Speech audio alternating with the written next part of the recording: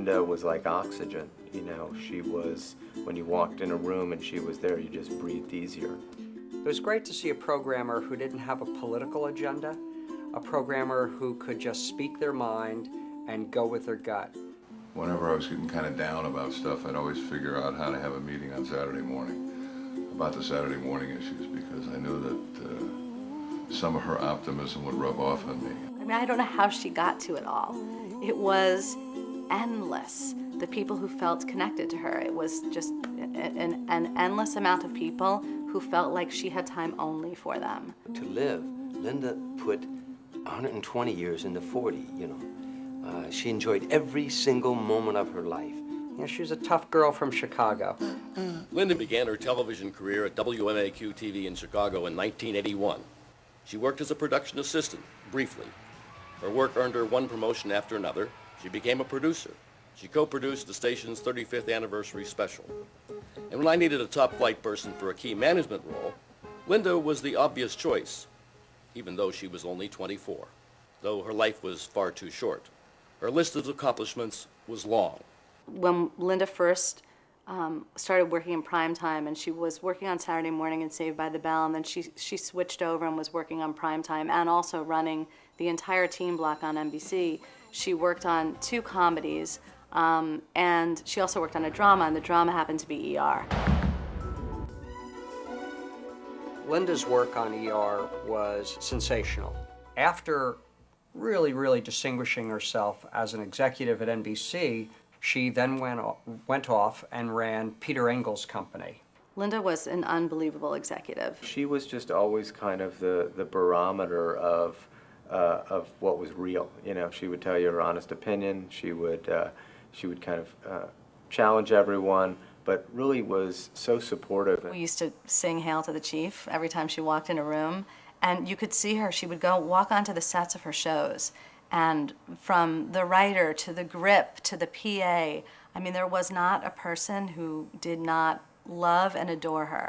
If you were from Chicago, Linda loved you. If you were from Chicago and you were Italian, she adored you. When I think about Linda in Chicago, I think of pizzas arriving on dry ice into our offices almost weekly. She had such a love for that town and for what it represented for her, and she loved to share it with people. Chicago formed Linda, you know, the Midwestern ethic that Chicagoans have. You know, it formed that personality of hers.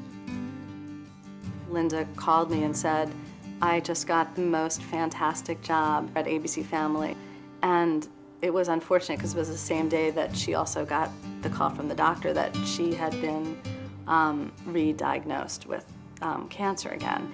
And there was an occurrence, but all she could think about was the fact that she had gotten this job, that she was so excited for it. You know, one of the ways I'll always remember Linda is when we first found out she had cancer and the way she dealt with it. And she never really shared any fear that I'm sure she had. You know, her attitude towards it all was, I'm going to keep doing what I do, whether that was work or friendships or family or relationships. She just never blinked. When I would take a look and see what her schedule was, chemo early in the morning, right in then over to ABC for work, a full day at ABC. I just couldn't believe what she was going through, what she was taking on, and she would never say no. This was on Linda's computer in her office, and it says, "You may have to fight a battle more than once to win it, Margaret Thatcher." And it was something, you know, it was a quote she had taped on her computer every single day. And it didn't matter how much pain she was in, how she was so committed to her job and her work, and never once, I mean, you would feel guilty if you had a cold and you couldn't be there because there was Linda. She had an ability to look at all that we do and all the challenges and all the difficulties, and it was a great time to her. It was the greatest ride of all, and I'll never forget that. whenever I think of Linda, I think of that heart of hers. That's the legacy. It really is the legacy of Linda.